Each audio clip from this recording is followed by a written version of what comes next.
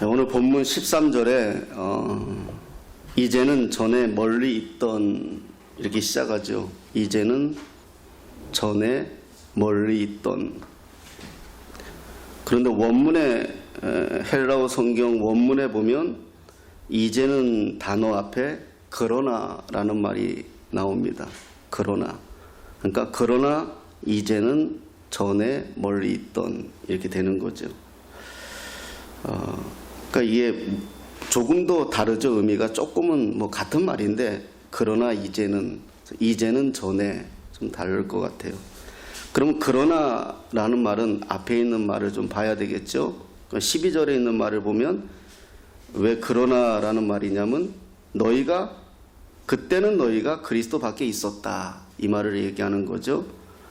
그러나 이제는 너희가 그런 사람들이 아니다. 이렇게 이야기하기 위해서 그러나라는 말을 썼던 것이죠. 이제는 예수 그리스도의 피로 가까워졌다. 이렇게 이제 설명하는 거죠. 먼저 하나 짚고 넘어가고 싶은 거는요. 성경은 영적인 책입니다. 그래서 우리가 성경은 성령이 풀어주셔야 한다. 그래서 사사로이 풀어서는 안 된다. 이런 말도 합니다. 그래서 우리가 성경을 읽을 때에는 성령이 역사해 주셔야 된다. 그래서 오늘 본문에서도 예수 그리스도 안에서 가까워졌다. 이 말은 단순히 친분을 의미하는 정도가 아니라 굉장히 영적인 의미예요. 예를 들면 우리가 거듭났다. 그냥 다시 태어났다는 말이잖아요. born again. 다시 태어났다. 그러니까 다시 태어나기 위해서는 죽어야 되잖아요. 근데 목숨이 하나인데 어떻게 죽어요? 그러니까 니고데모라는 사람이 멘붕이 온 거잖아요. 그럼 내가 어머니 뱃속에 다시 들어가야 되나요? 이렇게 된 거죠. 그러니까 예수님이 뭐라 그래요? 너는 선생이란 자가 그것도 모르느냐? 그러니까 힐책했죠.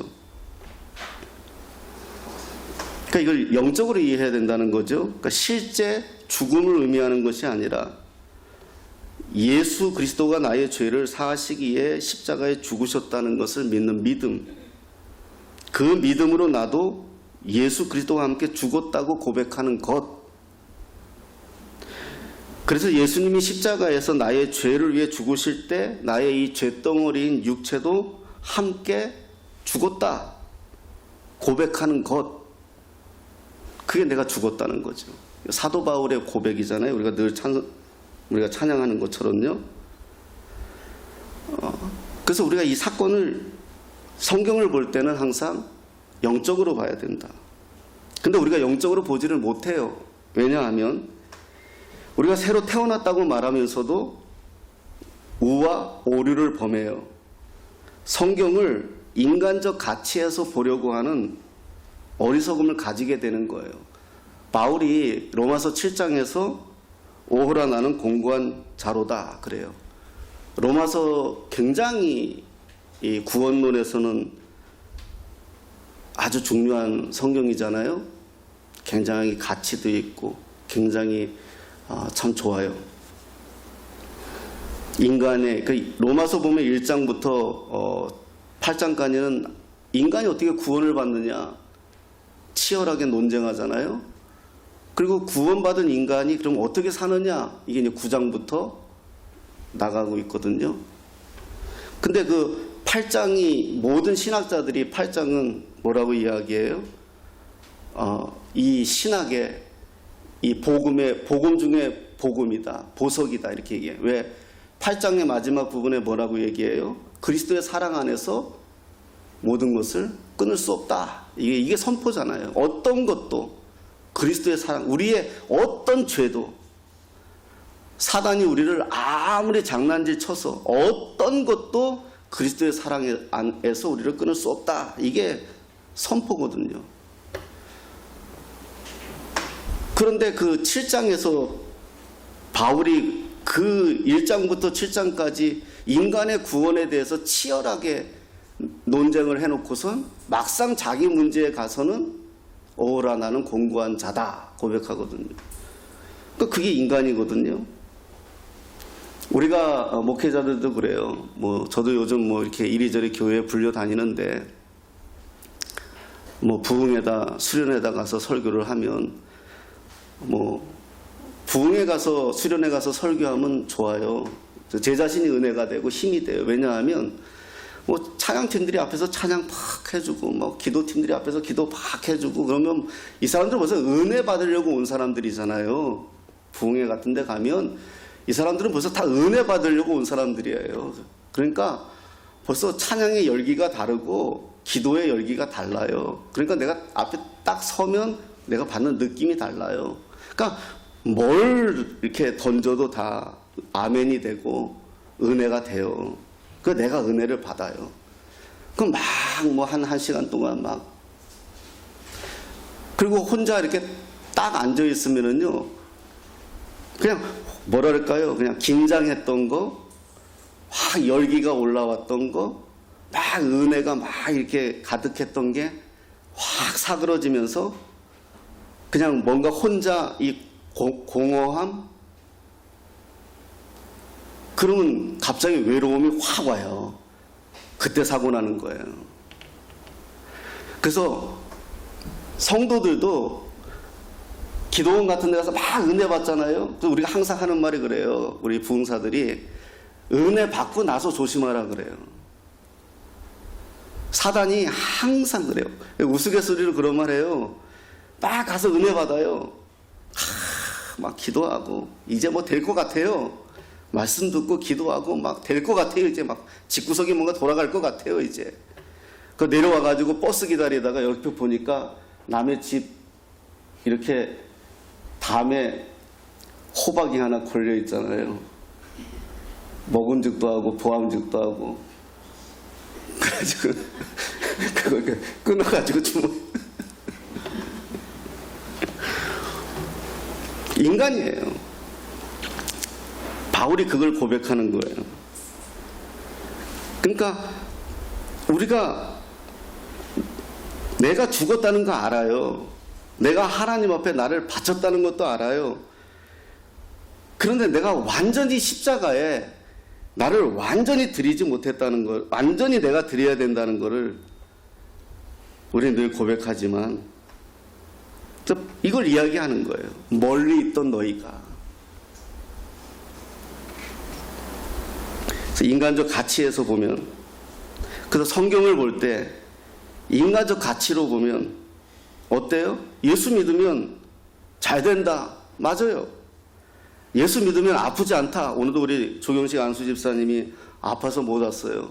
아침에 통화하면서 오늘 좀 이리저리 좀 마음이 아픈데, 예수 믿으면 굶는 일이 없다. 예수 믿으면 애들이 공부를 잘한다. 맞아요. 어느 부분 나도 인정해요. 왜냐하면 하나님이 도우시니까요. 오늘 손우영이도 회장하고 부산에 출장 갔어요. 회장 눈에 발탁돼가지고 데려갔으니 잘된 일이기도 하고 주의를 안 지키니까 나쁜 일이기도 해요. 제 입장에서는.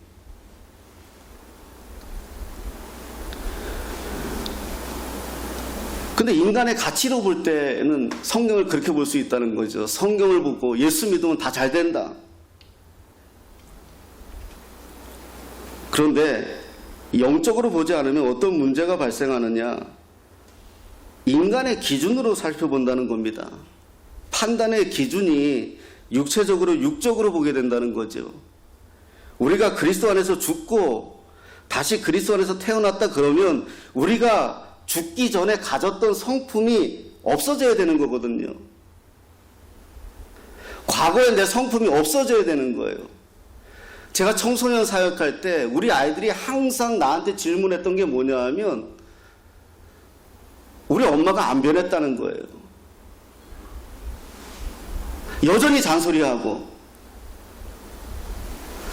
여전히 싸우고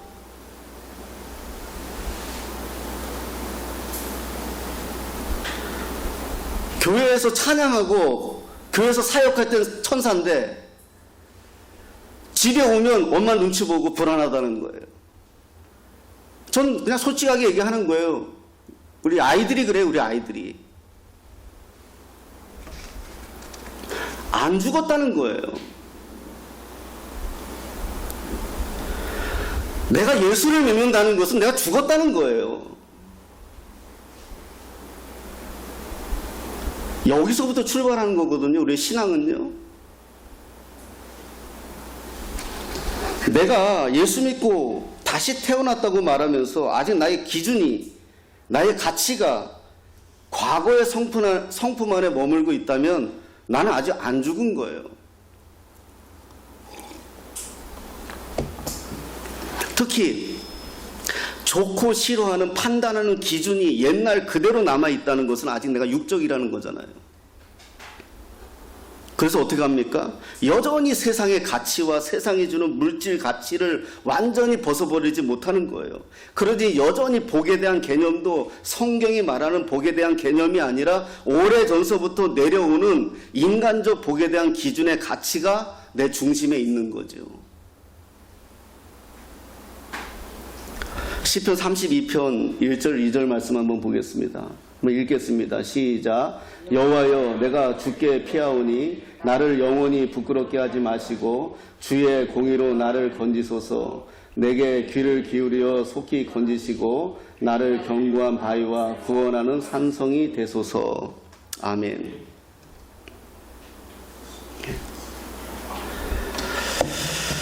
32편은 내가 조금 더 내려다 봐야 되는 것 같다. 32편 한번 보겠습니다. 시편 32편.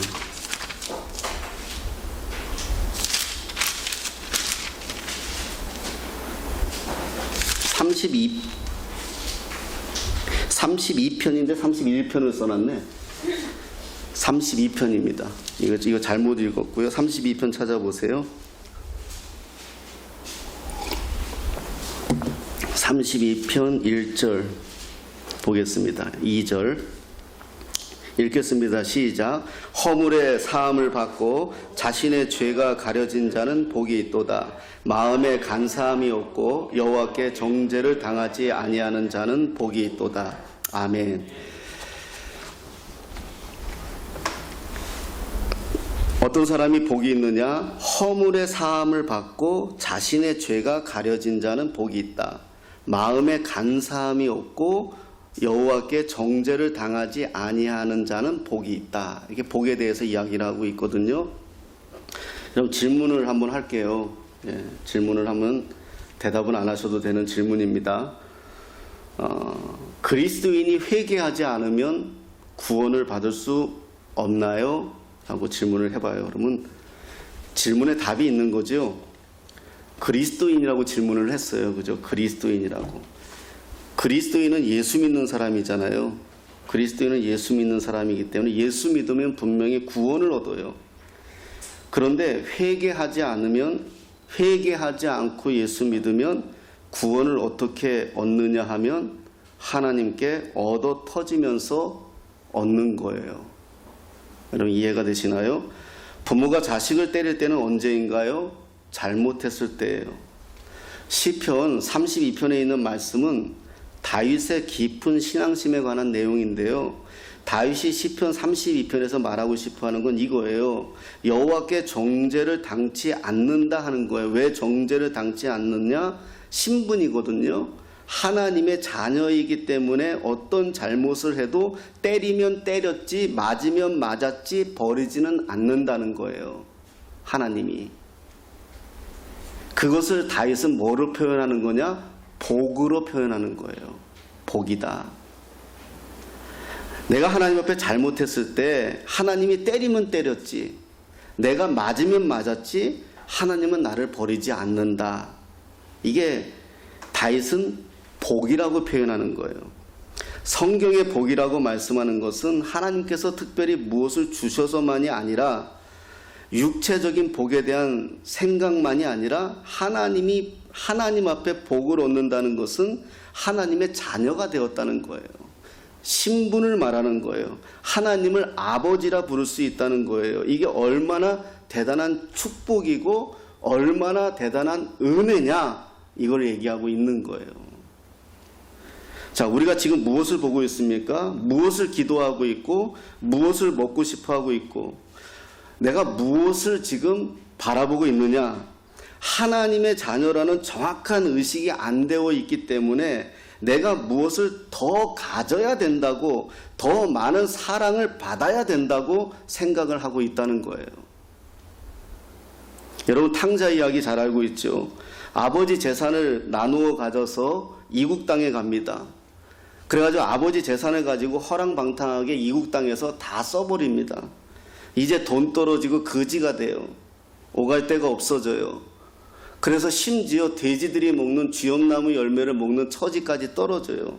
그때 생각납니다. 아버지가 집에 돌아가면은 아버지 종들도 이것보다 나을 텐데 하면서 집으로 돌아가기로 작정을 합니다. 그리고 집으로 돌아옵니다. 아버지가 뛰어나와 반기면서 가락지를 끼워주고 환영을 하고 옷을 새로 입히고 동네 잔치를 합니다. 근데 그때 무슨 문제가 생깁니까? 형이 있었어요. 형의 입장에서는 어떻습니까? 아버지 옆에서 형은 착실하게 살았어요.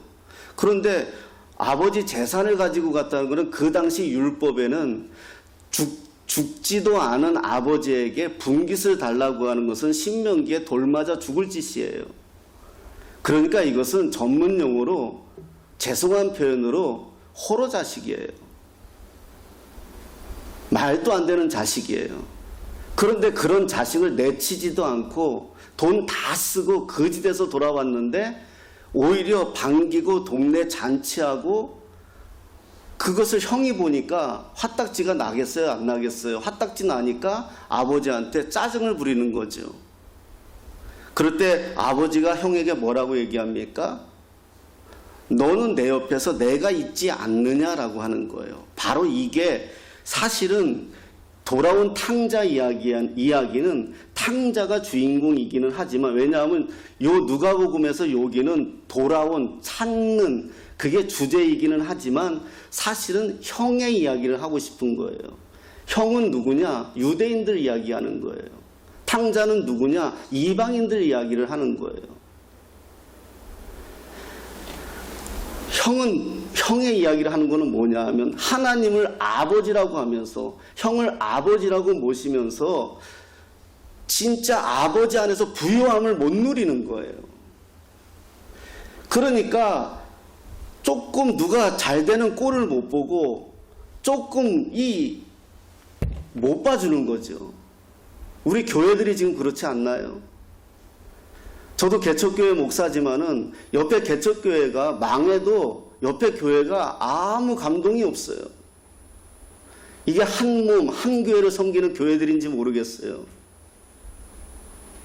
저 바깥에 부흥회 가서도 이런 이야기 해요. 다 이거는요, 교회들이 망가뜨려 놓은 거예요. 아니, 목사들이 망가뜨려 놓은 거예요. 하나님이 여기만 계십니까?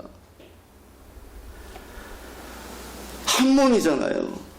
한 형제잖아요. 아파해야죠. 미안해해야죠. 우리가 지금 이 세상의 경쟁 사회를 살면서 어쩔 수 없이 남을 이겨야 우리가 살아가는, 이 어쩔 수 없는 자본주의 사회에 살아가는 이상 경쟁 사회 속에 살아가지만, 교회는 그러지 말아야죠. 그리스도인은 그 안에서 남아. 우리가 왜 헌금합니까? 그 남아 우리는 되돌려야죠. 환원해 줘야죠.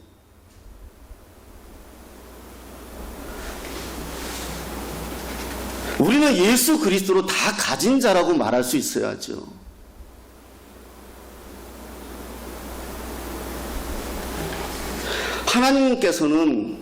하나님 입장에서는 아들까지 주셨는데 도대체 더 무엇을 줘야 되겠느냐 라고 우리에게 반문하지 않을까? 우리가 보통 이런 말 하지요. 예수 믿으면 평안합니다. 평안의 복을 받습니다. 질문합니다. 과연 평안하십니까? 예수 믿고 정말 평안해지셨습니까? 아니요. 저는 안 그렇더라고요. 성경은 분명히 평안하다고 말씀하시는데 안 평안해요. 여전히 물질의 제약을 받고 여전히 육체의 제약을 받아요. 그래서 저는 예수 믿어서 평안하기도 하고 안 평안하기도 해요. 그래서 고민이 돼요. 그럼 어떻게 해요? 성경에서 찾아봐야죠. 그럼 성경이 말하는 평안은 뭐냐 이거예요. 시편 27편 말씀 한번 보겠습니다.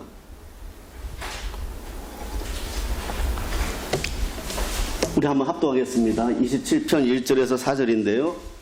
시작. 여호와는 나의 빛이요 나의 구원이시니 내가 누구를 두려워하리요. 여호와는 내 생명의 능력이시니 내가 누구를 무서워하리요. 악인들이 내 살을 먹으려고 내게로 왔으나 나의 대적들 나의 원수들인 그들은 실족하여 넘어졌도다.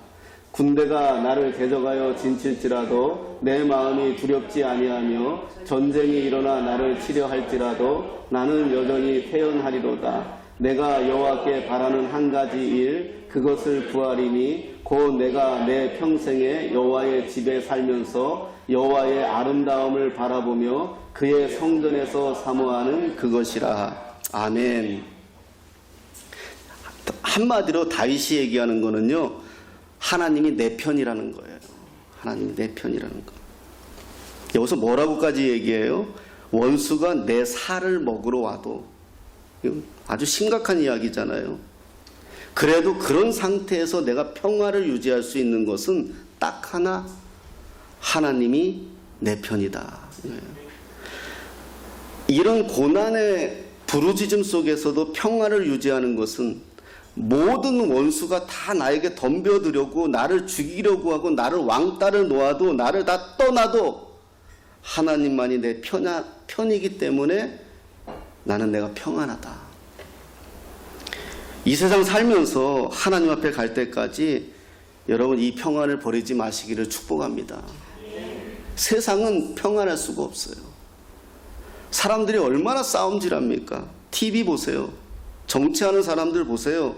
그 사람들 공부 많이 한 사람들이에요. 최소한 한국에서 미국에서 외국에서 최고의 공부한 사람들이에요. 어떤 땐 TV 나와서 그 패널들 나와서 막 싸우는 거 보면 유치해 죽겠어요. 동네 애들도 저러지 않을 것 같아요. 한 당의 대표라는 사람이 그 악수 한번 못하는 꼬라지 한번 보세요. 이게 지금 우리 모습이에요. 세상이 그래요. 평안할 수가 없어요. 이 세상에서 평안을 유지하는 유일한 방법은 독생자를 십자가에 매달은 예수 그리스도의 그 평안, 그거 하나밖에 없어요. 우리 교회 이름이 꿈꾸는 교회입니다. 미국 사람들은 그 꿈과 비전, 그러니까 드림, 비전을 이렇게 나눠서 말하지 않아요. 그래서 우리가 알고 있는 마틴 루터 킹 목사님도 I have a dream 그랬죠. 난 꿈이 있습니다. 그 꿈이 뭐였죠? 흑인과 백인이 함께 사는 거였잖아요. 흑인 아이들이 백인 아이들과 함께 어울려 사는 그 아메리카의 그것을 그 목사님이 꿈이었잖아요. 그런데 영국 사람들은 그 꿈과 비전을 좀 나눠요, 확실하게. 그래서 영국 사람들에게 꿈은 조금 이렇게 이미지가 미국 사람들이 생각하는 좀 달라요. 약간 좀 개인적인 걸로 가요. 그래서 머릿속에 있는 걸 꿈으로 생각하고 실현되는 걸 비전으로 봐요. 제가 꿈꾸는 교회는 하나님의 꿈을 저와 여러분들이 함께 지자는 거거든요. 그럼 하나님의 꿈은 뭐죠? 이 땅의 모든 백성의 구원이잖아요. 그리고 하나님의 자녀들의 회복이잖아요. 작지만 그걸 한번 해보자는 거예요. 비전은 구체적인 그 꿈을 구체적으로 살아내는 거거든요. 그래서 꿈꾸는 교회는 하나님의 꿈을 이 땅의 구원과 하나님의 나라의 확장에 대한 그걸 비전으로 여러분들이 한번 살아보자는 거예요, 제가. 그렇게 살기 위해서는 우리가 먼저 예수 안에서 변화돼야 돼요. 그 시작이 뭐냐? 가치가 바뀌어야 돼, 가치가. 가치의 중심이, 내 삶의 중심이 세상이 아니라 하나님이 되어야 된다는 거예요. 그 시작이 내가 하나님 편이 되어야 된다는 거예요. 꿈을 꾸고 비전을 이룬 대표적인 인물이 바울입니다. 바울이 로마로 가겠다? 처음부터 이렇게 생각을 가진 적이 없어요. 바울은 예수님을 제대로 알지 못했을 때 예수를 믿는 사람들을 잡아들이는 사람이었잖아요. 담에색 가는 길에서 극적으로 예수님을 만나고 변화가 됐어요. 그래서 이제는 예수의 적이 되었다가 예수의 사도가 되었잖아요. 그리고 오히려 그런데 예수 믿는 사람들에게도 왕따가 되고 예수 안 믿는 사람들에게도 왕따가 되고 아라비아 광야에서 3년 동안 혼자 하나님하고 지내요. 그러면서 거기서 깊이 하나님의 뜻을 발견하게 되고 하나님의 초점을 알게 되고 그러면서 그 꿈을 비전화시키죠. 우리가 하나님을 만나고 하나님을 알아가는 과정에서 반드시 이런 기간이 필요해요. 그래서 신앙생활을 하면서 이 굴곡이 있어요. 예, 좋을 때도 있고 어려울 때도 있고요. 힘들 때도 있고 있어요. 하나님은 우리를 그렇게 핸들링해 가세요. 그 가운데에서 우리가 초점을 하나님께 둘 때에 하나님이 나를 그렇게 만들어 가세요. 바울뿐만입니까? 다 그렇게 해 가세요. 우리가 이 세상 살면서 돈을 벌고 땀을 흘리고 살아야 합니다. 그런데 제가 성경을 보면서 저도 과거에요. 성경을 보면서 하나 딱 크게 깨달은 적이 있어요. 그러니까 교회의 주일날, 제가 그때 신학하기 전이에요. 교회의 주일날 오는 것은 오는 거였어요. 그런데 내가 일을 하는 게 우선이라고 생각을 했어요. 내가 목사니까 이야기하는 게 아니고요. 내가 이건 목사가 되기 이전에 제가 깨달은 거니까요. 근데 성경에서 요한복음에 뭐라고 말씀하시냐 하면 이렇게 말씀하시더라고요. 우리가 성경에서 우리의 일을 뭐라고 하냐 하면 하나님 믿는 게 우리 일이래요. 그러니까 우리는 어떻게 생각해요? 세상에 나가서 땀 흘리고 일해서 돈 버는 걸 우리는 일이라고 생각하잖아요. 하나님은 하나님을 믿는 게 일이래요.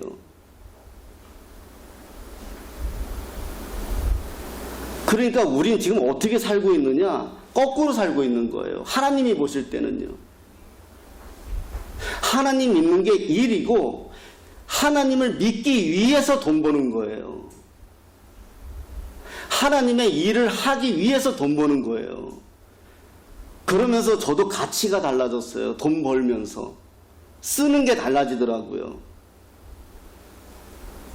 물론 그 돈 벌어서 저도 처자식 먹여 살렸어요. 그렇게 하지 말라는 거 아니에요. 다 해야죠. 최선을 다해서 해야죠. 근데 내 가치가 달라졌다는 거예요. 제가 고백할게요. 엄마 뱃속부터 교회는 다녔지만은 뭐 이렇게 열심히지 않았어요. 나는 우리 엄마가 초등학교 3학년 때 돌아가시고 중학교 1학년 때 아버지 돌아가시고 하나님을 떠났어요. 그러다가 나중에 다시 또 하나님을 영접하고 예수님을 영접하고 인격적으로 만나고 다시 내가 신앙생활을 시작했는데요. 와이프 따라 교회 다녔어요. 항상 내 포켓에다가 여기다가 이제 10,000원짜리를 한 장 넣어갖고 다녔어요. 결혼해가지고. 내가 우리 아이가 유치원 성교원 다닐 때 내가 신학을 했으니까, 유치원 다닐 때 신학을 했으니까요. 그때 이제 신학하기 전이니까요. 10,000원짜리 항상 갖고 다녔어요. 그래서 예배당 가면은 헌금바구니 돌잖아요. 그럼 이렇게 10,000원짜리 이렇게 냈단 말이에요. 근데 그날 실수를 한 거예요. 큰 실수를 한 거예요, 제가. 그래서 10,000원짜리를 안 넣은 거예요. 모르고 까먹은 거예요. 근데 헌금바구니가 내 앞에 왔잖아요. 자존심은 있잖아요. 그래서 지갑을 꺼냈는데요. 10만 원짜리 수표가 있는 거예요. 나는 그때부터 헌금 바구니 안 만들어요. 없어요, 우리 교회에. 그래가지고 어떻게 해요? 10만 원짜리 수표를 냈어요. 그날 예배가 됐겠어요, 안 됐겠어요? 안 됐어요. 정해진 룰이 있었는데, 내 생활에 루틴이 있었는데, 그게 저였어요.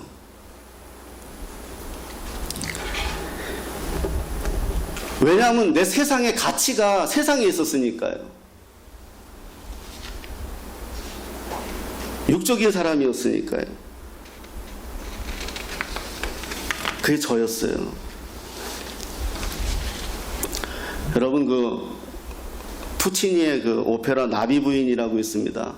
그 내용은 일본 배경이 나가사키인데,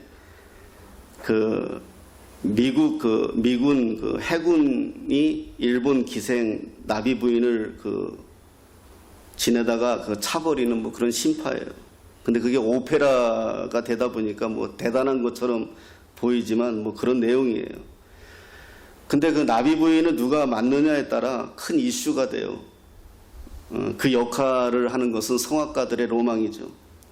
그런데 한국의 한 여성이 그 역할을 맡게 됐어요. 여태까지는 유럽의 여성들이 맡았었는데 동양 여자가 뭐 오래된 이야기예요. 그 역할을 한다고 하니까 이슈가 됐죠. 그 역할을 맡는다는 것은 하늘의 별따기인데요. 그 역할 맡은 분의 간증이에요. 이분이 유럽에서 성악을 전공한 후에 일자리를 얻지 못했어요. 지금도 음악하시는 많은 분들이 사실 대우를 받지 못해요. 우리 반주자님도 계시지만은 사실은 예능하시는 분들이, 난 예능하는 분들이 제일 이게 전문용어로 가격 대비 안 맞아요. 정말 투자 대비.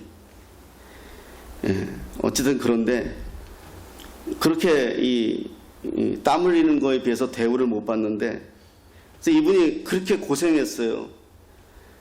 그래서 이분이 이런 생각을 했어요. 유럽에서 활동하면서 내가 너무 그때만 해도 이 동양적인 외모에서 내가 발탁이 안 되는가 싶어서 쌍꺼풀 수술을 하기로 마음을 먹었대요. 그래가지고 남편을 설득을 해서 수술하기로 마음을 먹고 한국에 있는 엄마한테 전화를 해서 때를 써가지고 수술 좀 해달라고 그래가지고, 우리나라가 쌍꺼풀 수술은 최고잖아요. 왜냐하면 서양 사람들은 쌍꺼풀 안 하니까요. 그러니까 이제 잡았어요, 날짜를. 그래서 한국 가기 전주 주일 예배를 드리는데, 그날에 목사님 설교 중에 목사님이 예화를 드는데 그런 예화를 하시더래요. 설교를 하시더래요. 아니 하나님이 주신 대로 살지 왜 그렇게 사람들이 하나님 주신 대로 안 사는지 모르겠다고, 뭐 하여튼 그런 내용이었대요. 근데 그게 이분이 그 말씀을 듣는데 자기한테 주시는 말씀으로 들렸대요. 저는요, 우리나라만큼 신앙이 좋은 분들이 없어요. 성경 공부도 많이 하고요. 문제는 뭐냐? 자기한테 적용 안 하는 은사들이 있어서 문제지요. 듣는 데에는 아주 놀라운 은사가 있지만, 어찌됐든 간에 이분이 그게 걸린 거예요. 자기 마음에 계속 이상하게 걸린 거예요. 그래서 이건 그냥 하나님 나한테 주시는 마음이다 싶어서 엄마한테 전화를 했대요. 그냥 나 쌍꺼풀 안 하겠다고. 그 엄마가 오히려 막 난리를 치고, 무슨 소리 하느냐고, 예약 다 했다고, 돈 다 냈다고, 그래도 안 간다고. 그래서 그랬대요. 근데 나중에 이분이 나비 부인의 발탁이 됐는데, 발탁된 후에 극장장한테 물어봤대요. 내가 어떻게 돼서 발탁이 됐느냐 그랬더니 극장장이 그렇게 말하더래요. 일본 성악가들을 찾았는데, 일본 성악가들은 얼굴 성형을 다 했더라는 거예요. 쌍꺼풀도 다 하고 유럽의 얼굴들을 다 만들었더라는 거예요. 근데 당신만 동양의 얼굴을 가지고 있더라는 거예요. 그게 발탁의 이유라고 얘기하더래요. 그분의 간증이에요. 무슨 말을 하고 싶으느냐? 여러분, 우리의 약점이 우리의 강점이에요.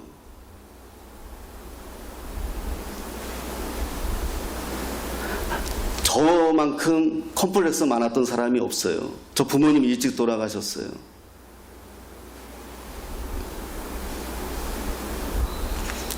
전 대학교 중퇴였던 사람이에요.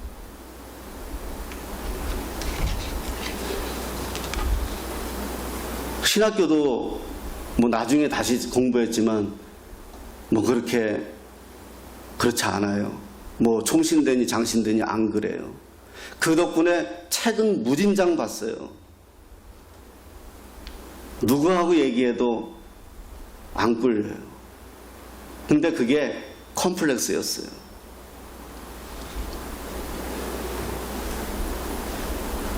근데 그 약점이 오히려 강점이에요. 무엇을 보고 싶으냐? 무엇을 말하고 싶으냐? 전에 멀리 있던 너희가 그리스도 예수 안에서 그리스도의 피로 가까워졌다. 내 삶의 기준이, 내 자신이, 과거에 내가 가졌던 가치가, 내가 생각했던 내 이 세상의 욕망이, 내 중심이 이제 내가 예수를 믿어서 지금의 나라면 내 성품이 바뀌어져야 된다는 거예요. 지금은 내가 무엇보다 제일 소중한 것은 하나님과의 관계예요. 내 아내가 아무리 소중해도, 내 자식이 아무리 소중해도 나는 하나님과의 관계예요. 내 삶의 초점이 하나님이에요. 그래서 이제는 멀리 있던 너희가, 하나님과 멀리 있던 너희가 이제는 하나님 안에 들어와 있다. 이 말씀이 위로가 되고, 이 말씀이 힘이 되고, 이 말씀이 능력이 되는 거예요. 살면서 고통도 있고요, 눈물도 있고요, 한숨도 있어요. 그러나 이것을 이겨낼 수 있는 것은 소주 한 잔이 아니라, 노래방에서 노래 한 곡이 아니라 그리스도의 사랑을 깊이 깨달으며 그 깊은 곳에서 은혜를 맛보며 하나님 앞에 찾아갈 수 있는 그 사람이 바로 저와 여러분들의 삶이라는 거예요. 하나님께서 눈동자와 같이 우리를 지킨다고 말씀하잖아요. 눈동자 생각해 보세요. 내 의지와 상관없이 쳐다보면 보여요. 그만큼 우리에게 더 관심을 갖고 계세요.